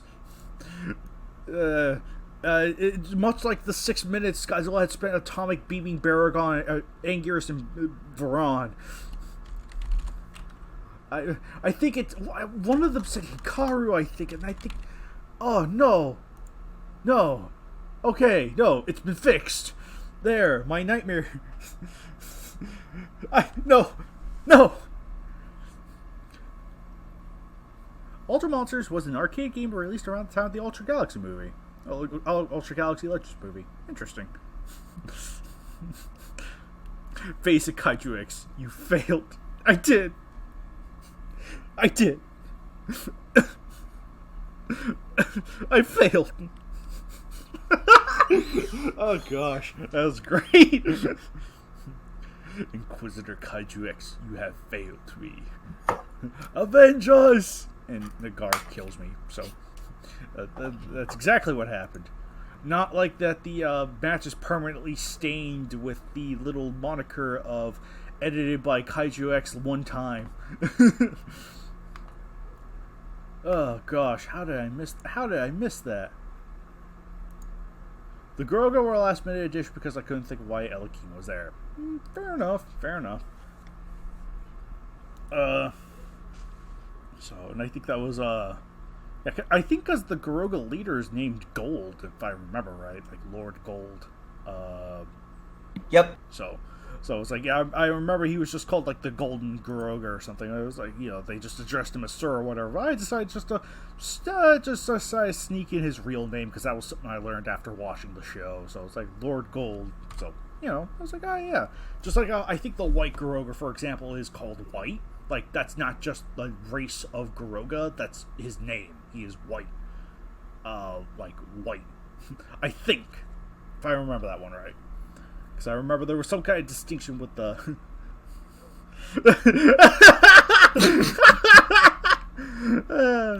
Does the white Garoga always say honestly? Maybe? I thought he said it at least once. He might have. Wow, Kaiju X, don't be racist. But Kaiju X isn't racist against white people, though.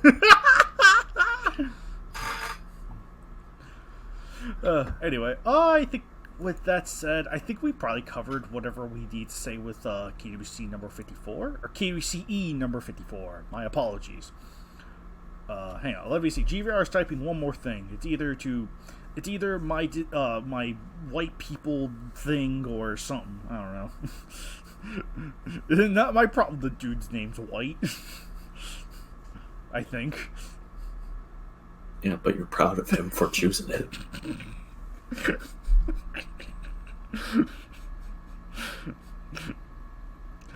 It's called equality racism. If you're racist to everyone, are you racist? But it's called equality racism, where at least if you're being racist, it's to everyone. So, it's completely fair. Sorry, homie, but I'm progressive, and any kind of racism is bad.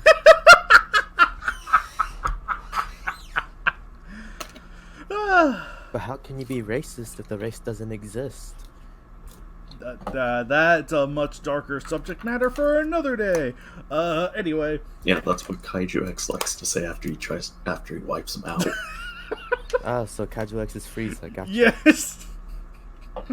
Oh, good grief. Well, before the topic devolves into racism any further, we'll go to a black and white one. Nothing. Oh, Kaiju X hates that first part. Glad I didn't miss this one. Alright, we're gonna migrate over to KWCE number 55, the last one for the podcast session.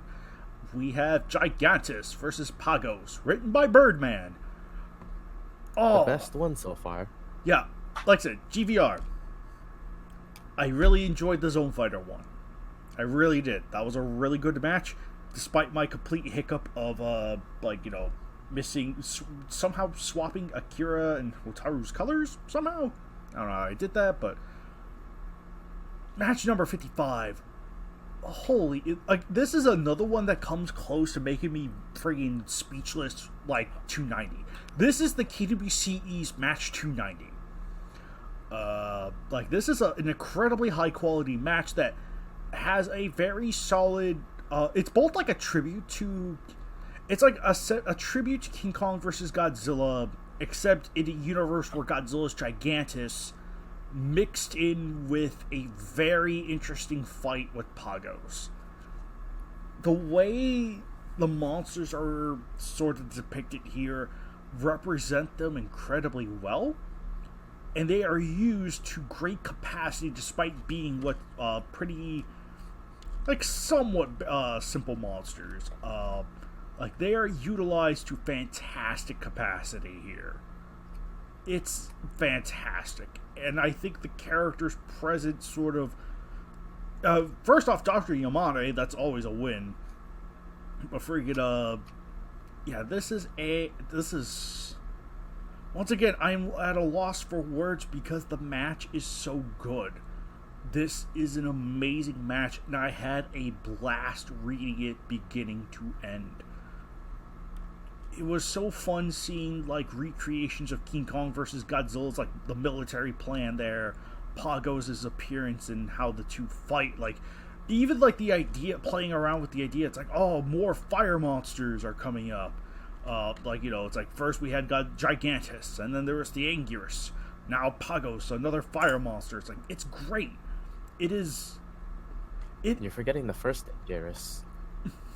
And the first Anguirus, yes.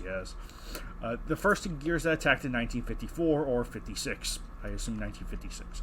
I thought it was 55. Whatever. This is a wonderful... 54. This is a wonderful blast of a read. Yeah, Bert, you once again have outdone yourself, man. Pat yourself on the back. This is a fantastic capper for March of the Baragons. When I had gotten the submission, I was like, Birdman match? Nice, heavy story elements with some really good fighting. We're in for a good time. And when I read it, I was in a good time. So, yeah, you did in a Amazing job there. And he also says BRB. Son of a... It's just... but for... Yeah. Yes. GVR says, Gigantus vs. Pagos was like the novelization of a 50s movie, except you took out the cheese and replaced it with quality. Wholly agreed. It did. This is a very high quality match from Birdman. Like, freaking just... It makes me no longer regret having Gigantus be a separate character from Godzilla. That's what this match did to me. I no longer regret having Gigantus be a separate character, because he felt like a separate character. Despite, you know, the... He is a separate character. Like, this match convinced me Gigantus will remain a separate character. I'm so glad that I had a chance to read this, because, yeah, wow. It's so bizarre. This is one of the most bizarre experiences I've had, where I feel like, you know, it's like,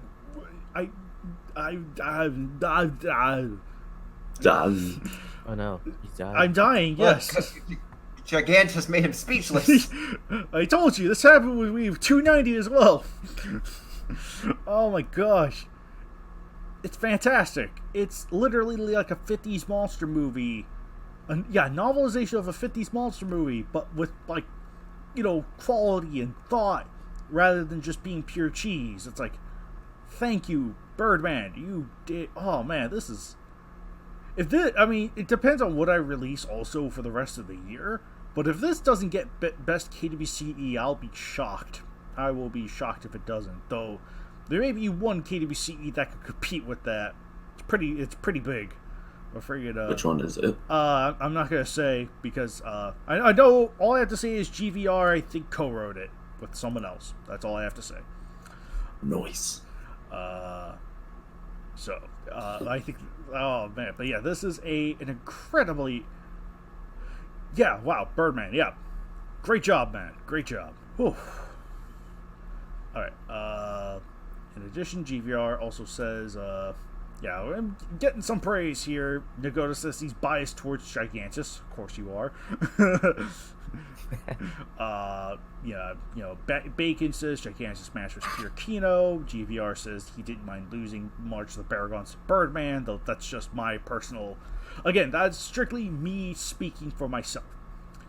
It will be up to the KWCE Awards when they come out January 2021 for, you know, that to be the verdict of what's the best one. I'd imagine it's going to be a close race. That one's going to be a close race. Or maybe not. I don't know. Who am I? I can't predict the future. What do I look like? A fortune teller? Yeah, and GVR also said, like the reference to Pagos being a relative of Paragon. Yes, that was an excellent little tidbit. Connecting the whole thing together. It rhymes. Dang it, Birdman, why did you leave us? I want to know more of your wisdom behind this brilliant match. No, Birdman, you've abandoned me. Oh, my gosh. Yes! Kaiju X trying to speak about a match you really love to barrel. Yeah! That's exactly what happens. That is exactly what happens. I try to say something, my brain just completely shuts off because it can't find the words. It just gone like that. Oh. So, oh man, yeah, you nailed me, GVR. You nailed me super hard. That is me. Oh. Oh my. Oh gosh, no, not like that. Anyway, do we have any additional thoughts? Nagoda, what'd you think of Gigantus versus Pagos? What'd you think of it?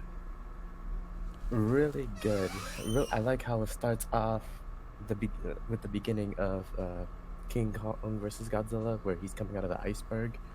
Plus all the Gigantus quotes, fire monsters, they both love and hate fire. It attracts them. It makes them angry. Stuff like that. And then the Paganos dragon. yeah. Right, like Barris the dragon. Really good to link it up with Baragon's scientific name of Baranos dragon. Yeah. So, oh gosh. So, can I reference Gigantus in the KWC? Like say, like a naming of Godzilla? I think it's fine to reference Gigantus in that fashion because, it's technically part of the movies, so... Oh, yeah, that's right, yeah. Forget, Match 54 also had a reference of Naranga Baragon's connection, so everyone connecting them non-Baragons to Baragon is always great. Because, let's face it, they're all related to Baragon. They all just split after some tragic catastrophe. Known as the First Anguirus. Yes. Very much so. Very much so.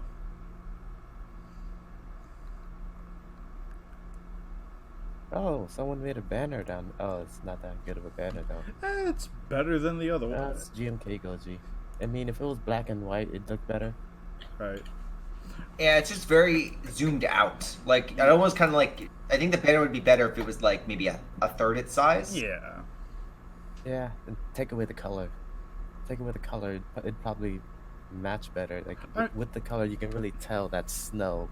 If it didn't have color, you could probably just assume it was ground or something. Like rock. Yeah. Or maybe. Yeah. He's getting better. He is getting better, so. Yeah. It's just evolution, man. Naranga evolved in an environment that required eating electricity and turning invisible. Pago's species has been needed to be chunky to survive. It's like the Kaiju edition Pokemon game me and Ditto were doing for a while. Each Baragon needed a different evolution stone. So Baragon was basically Eevee. Nice. I had him replace the Nido King's slots, the Nidoran slots. Ah, interesting. Yeah, very good. That's. What a high KWCE to end on. So again, April's KWCE will come out like later the week or sometime next week. By the time you're listening to this, dear viewer. Or today. What about today? Knowing my luck, I'm probably going to have it on the same day as the actual KWC, which is going to be out like 2 days from now. At least as of this recording. Gosh darn it. Kaiju X, you need to schedule better.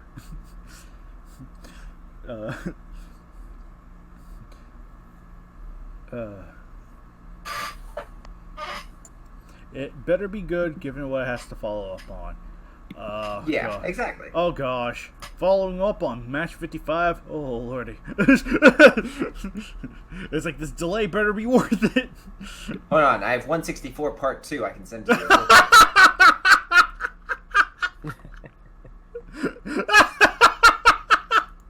Yes, the one we've all been waiting for. 164 part 2. Get your 164 jokes in while you can, folks. Get them in while you can. I mean, we are going over all those matches currently. We just started on Shh. It's not out yet. Shh. Damn. No. I mean, it will eventually. I know, but shh. It's not like they already know that these things come out weekly, but because I already have them made in advance, shh. I mean, I didn't say anything. Anyway. Yes, I said nothing. Anyway, does anyone else have any additional thoughts for Match 55? I'll ask Birdman for when he gets back. If he gets back. When he gets back. Anyone else? Gigantus. Yes, Nagoda, Gigantus. We're aware that he is your obsession.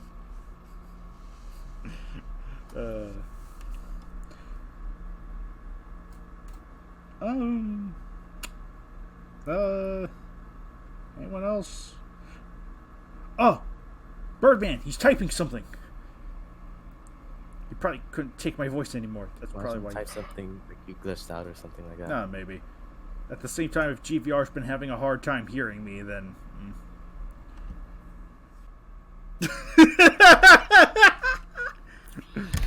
Oh, GVR, it's gonna basically be me being high the whole time during that match. What the? Because remember, Kaiju X enabled me. We do not promote the use of drugs here at the KWCC. Anyway. But it's legal in my state. Okay. It is legal. I mean, you should have been here for 146. If we were to, I mean, if you should have, I mean, I'd recommend you be there for. But good background on that. I still legitimately like 146. So, 160. Oh, you mean 150? 150 would have been good to use it on, but you know, too late for that. Birdman has a sequel, like in mind. Okay, has more Ultra Q stuff. All right, I'd be down for that.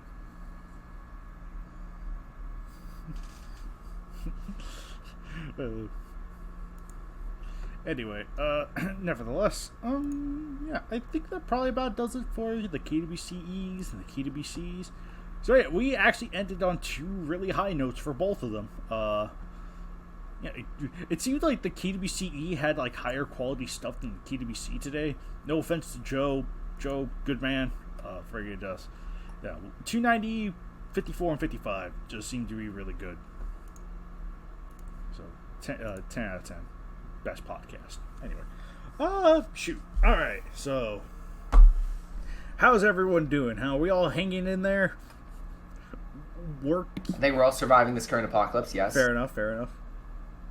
Gonna get myself an environmental suit like the Koreans. Dang, dude. Well, 2D eats like a quality black hole, so of course the KWCE had better stuff.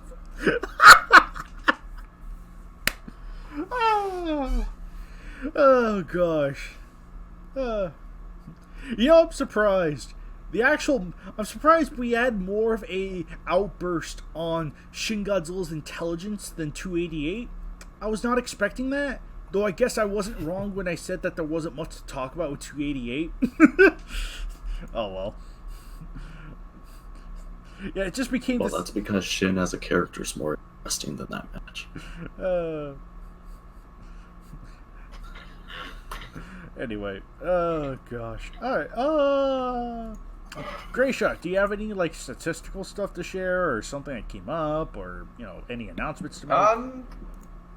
Not really when it comes to announcements. I mean, we just removed Gar. Mothra and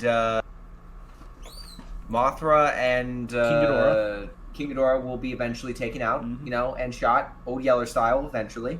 But until then, you know, they're hanging in there, still going strong, you know. Yeah, you know. They haven't put down yet. In time. Yeah. But otherwise, I guess give me a second. The top matches of the year so far. Top matches of the year? It won't be anything recent, that's for sure. Though I'm slightly curious. I mean, just for the sake of diversity, sure, for you to like, let's see how this compares to later in the year. Let's see how this compares now to later in the year when we get like all the matches in.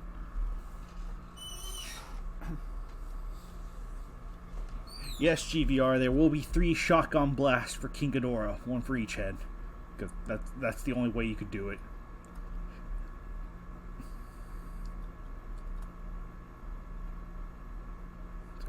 And GVR also says, anyway, I'm doing good, probably as good as one can do during the current crisis, which is, yeah, completely fair.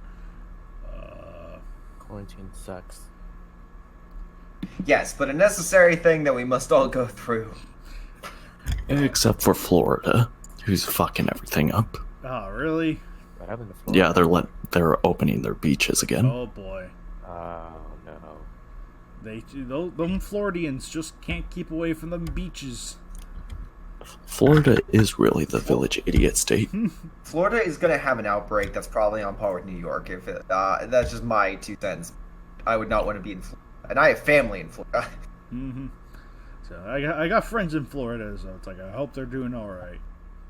It's like the dinosaurs said right when the meteor hit them. Oh shit, the economy. I've seen that one. Oh gosh. No, reopen the economy. The gears of capitalism demand blood. So yeah, I agree with that. Oof. So, and as part of as an essential worker, it kind of like, oh, at least I'm getting paid for it. I hope. Could you actually? You sounded so like, hopefully I'm being paid. That'd be nice. I was more concerned about catching it, but that works too.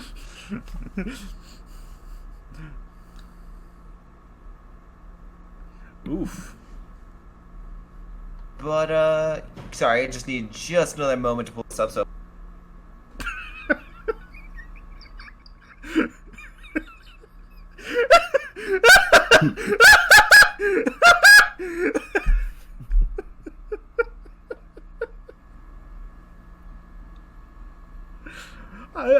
I'm gonna put that right up there. You know what?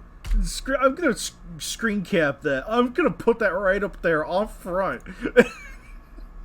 That's too good. You have to read it. It's.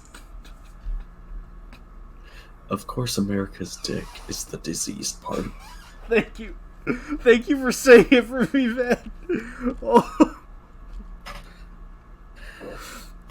Gosh darn it.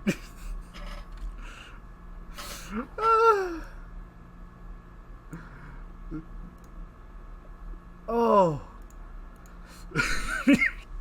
Blasted. Oh.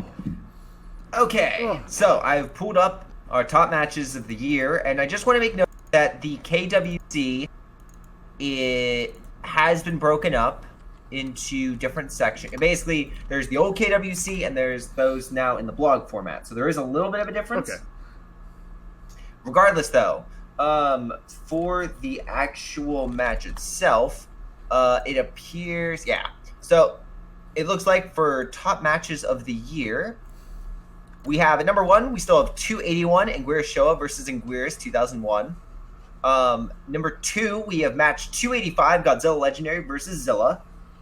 Ooh. At number 3, we have Mothra Leo versus Mega Gearus, or Mothra Leo and Mothra.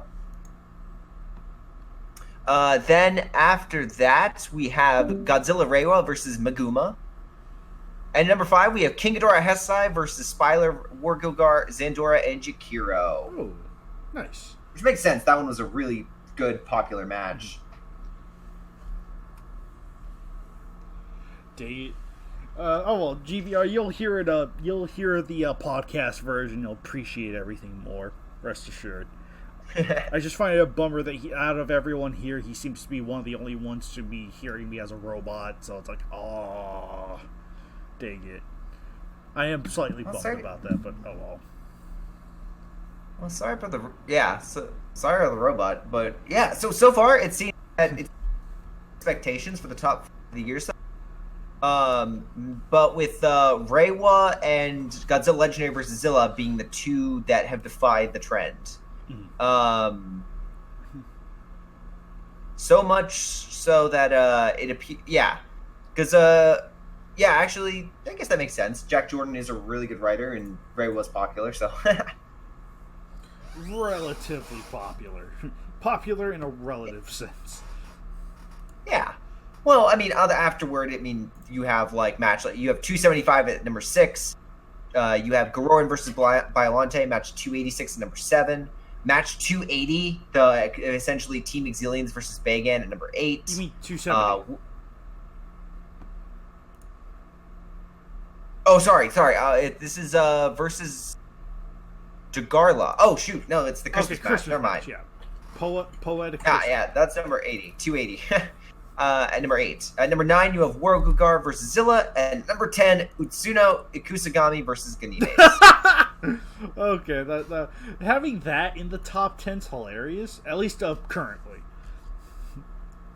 Well, I guess we've only had 10 matches so far this year. There hasn't been that many. Right, not a lot. So it's like, yeah. So, like I said, the it's just fun to see how it is now, and then see how it shapes up much later. Where was Anguirus versus Anguirus in that? Where was that? Oh, that was number 1 I mentioned. Where's Showa versus Anguirus 2001? Yeah, it was first match of the year, so it does. So yeah, I mentioned that first. Oh, right. Okay, yeah. Right. Otherwise, it really makes sense for the matches that usually those that are released at the beginning of the year usually have a higher uptick because they've had more time and more people reviewed them. Yeah. But the exceptions to that is 285, which is at number 2, which is pushed up, and then match 288 is number 4, which it's really gone up there. Mm-hmm. So those are the ones that have defied, as well as match 275, which is a holdover from last year, as well as the Christmas match. 285. Sorry, 275. No, 275 is a holdover from last year. Wait, Cataclysm the Monsterverse? Yeah, it's in the top 6. Okay. All right. It's number 6. Yeah, it's a holdover from the previous year. Gotcha. It's not one of the newer matches. Yeah, gotcha. The only one that hasn't really peaked the top 10 yet is 89 or 290. Okay, gotcha. Those are just because they're relatively new. Relatively new, yes. Yeah, that makes sense. That makes perfect sense. Yeah. But if we're looking at solely just the old KWC matches outside, for a top 5, you basically have match 100, staying strong. Then you have match 230, Godzilla Legendary versus Megalon, which makes sense because the Jack Jordan match was a reference to, or a sequel to. Then you have match 88 at number 3, which I honestly don't know which one that is. That's Mothra versus Anguirus. Oh, because the sequel. Yes, that makes sense because of the sequel. Oh, that came yeah, out that's year. right. I completely forgot 281 was a sequel. Yeah, and then Bagan versus Everyone Fallout is at number 4, and at number 5, match 200. Sweet. Yeah. So really, it's kept in line, in essence, with all those with the previous KWC, that ranking, and then with those in the blog format. Those that are newer are obviously doing very well, but things are still going strong when it comes to the KWC in that regard. Mm-hmm. We'd had a few surprise upsets. So it's been surprising to see the least. But yeah, for you to. Well, I'd make note specifically for the.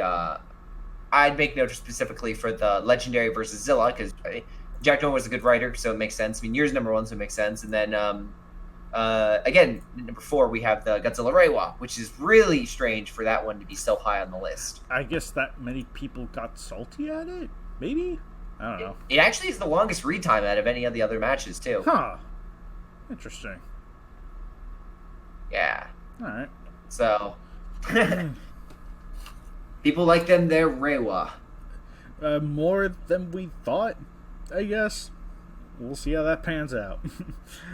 Well, if we recall last year, Godzilla Reiwa versus Grand King, or Godzilla Reiwa and Mothra Leo Grand King, top matches of the year. Oh yeah, you're totally right.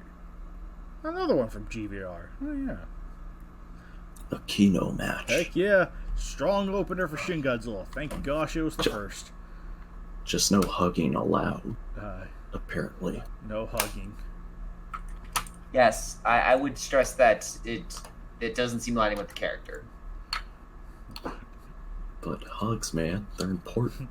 They're important for in a human concept, yes, but I would make note that you don't see other animals hug. You see other animals usually curl up next to a creature or something of that nature. Hey, my cat's hug me. I think Kaiju X had an excellent use of this in match 211 when the Muto basically passed out on Legendary, and Legendary just kind of swam off, kind of accepting it. Again, typical moral guardian. No affection, that's immoral. But blood and guts. Yes, blood and guts. I'll have you know my cats hug me. I'd love to see that. I'd love to see a picture of that.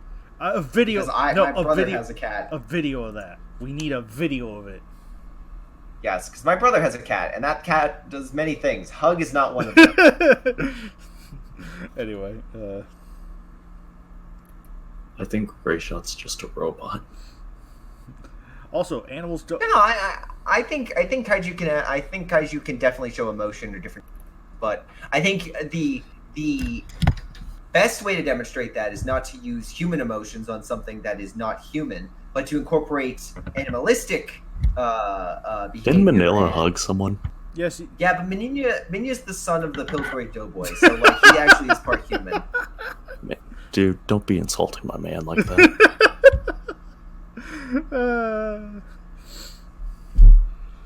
Oh my gosh. But yeah, freaking. But no, I get it. I mean, I get his side of things. So I was like, if there was affection to be displayed, it should have been done a little differently. Fun fact: Baby Godzilla patting your head with his tail is a Godzillasaurus way of displaying affection. I mean, yes, Yeah. That is a good example of animal. Yeah. That's a good use. Uh-huh. A bad use is a monster giving a bear hug to another monster, in my opinion. Watch, next thing he's gonna tell me is that I can't hug Nagoda. Alex, you can't hug Nagoda. Are you saying Nagoda is a kaiju, or that you are a kaiju? No, he's gonna move on to humans next, saying he can't hug. Because he's a robot. I thought he was an He's alien. very calculating. I thought he was a peacelander. Also, Shin hugged Leo in the original version of the match because he was holding him as he flew. Did you want him to hold Leo at arm's length there? Yes. Shin's flying, and it's like, I'll show you the world, Mothra Leo. And Mothra Leo's like, I've seen the world.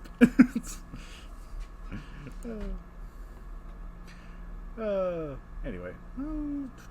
Yeah, see what happens when you don't allow hugs. Especially when you have the original author who wrote the hug match. The hug match. That's what it's called.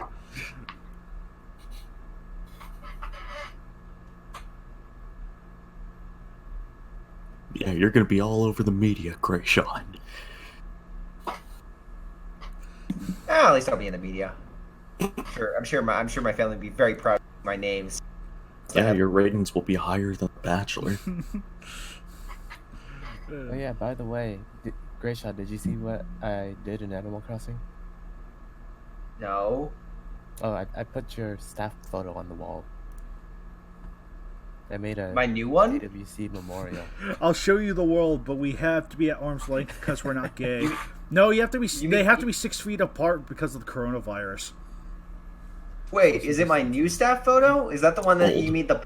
The old one. The one on TK. Oh, The okay. old one. Wait, you have a new staff? Yeah. Since Yeah.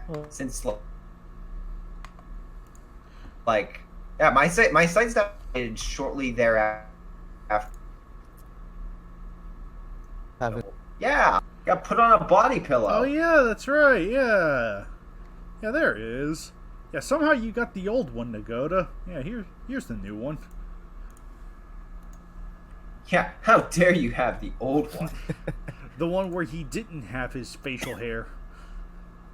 Yes. The one Well, that is a recent addition. So. There you go. Plus, I think the newer one just looks better overall. The other one was just kind of just like, oh yeah, this is a photo of me looking at an angle. This will work. Alright, I'll be sure to change it. That's some point. So my photo has remained the same though, because we had found the camera which still had it. So it was like, all right, sweet, or something like that.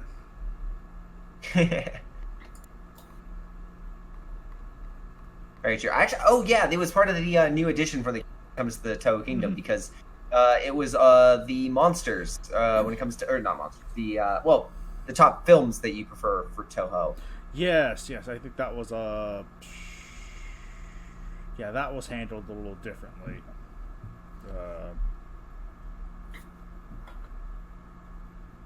But yeah. Oh my goodness.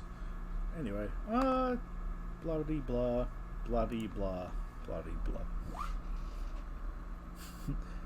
Well, we have no more topics to discuss. I think that might be a good place to end it. Yeah, I think so. I mean, it's been about 2 hours, a little over 2 hours actually, because I started like 10 minutes early. So I don't think there was anything of like nothing too significant. At least nothing to go over in the podcast. So One last parting shot. One last parting shot. We need Dogra's a Dogra invasion in the KWC. Fair enough. Just someone find the darn movie, and then write them. What, Dogra? Dogra. They're greys. E.T. Yeah. Oh. Imagine E.T. but with like telepathy and time travel. I think. I don't know. Yes. Travel. I forget. They're from Of course. Second Century Boys. I think that was the name of the movie. Oh, I found it. Oh, Jesus. Oh no, Nagoda found something. I found the movie Returner. Wait, that was the movie? Okay. Anyway. Returner? Yeah, I think that was directed by Ryuhei Kitamura. No, I'm thinking of Versus. Or what's the... Oh, I don't know. In the meantime, this has been this month's KWCC. And we will see you guys next time for next month's KWCC. Until then, everyone, Birdman never got back. Oh, well.